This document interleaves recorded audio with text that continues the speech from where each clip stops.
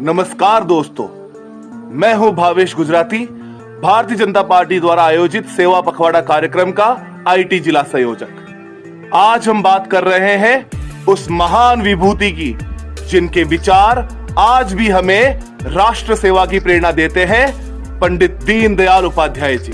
25 सितंबर 1916 को मथुरा के नगला चंद्रभान गांव में जन्मे पंडित दीनदयाल उपाध्याय जी का जीवन बचपन से ही संघर्षों में गुजरा। बचपन से ही माता पिता का साया सिर से उठ गया, लेकिन परिस्थितियों से हार मानने की बजाय उन्होंने पढ़ाई और विचारों से अपना जीवन गढ़ा।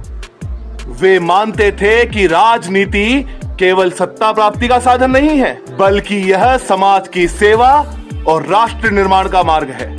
इसी सोच के साथ वे राष्ट्रीय स्वयंसेवक संघ से जुड़े और फिर आगे चलकर भारतीय जनसंघ की स्थापना की। दोस्तों, जनसंघ का निर्माण आसान नहीं था।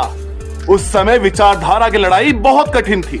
राष्ट्रीयता की आवाज को दबाने की कोशिश होती थी, लेकिन दीनदयाल जी ने कठिनाइयों और विरोधों का सामना करते हुए जनसंघ को खड़ा किया। यही जनसंघ आगे चलकर भारतीय जनता पार्टी का आधार बना।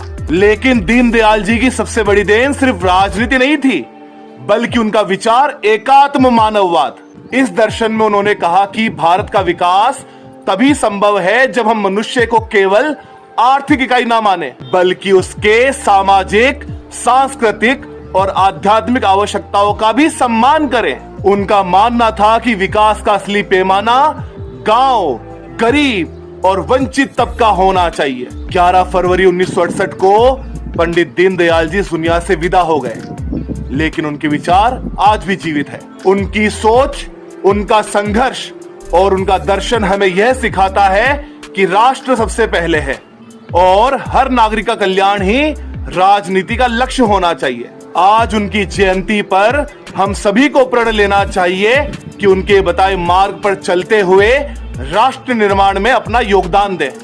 जय हिंद। और हाँ दोस्तों, अगर आपको यह वीडियो अच्छा लगा हो तो अपने YouTube चैनल भावेश सेस को जरूर सब्सक्राइब करें, ताकि ऐसी और प्रेरणादायक बातें आप लोगों तक पहुंचती रहे।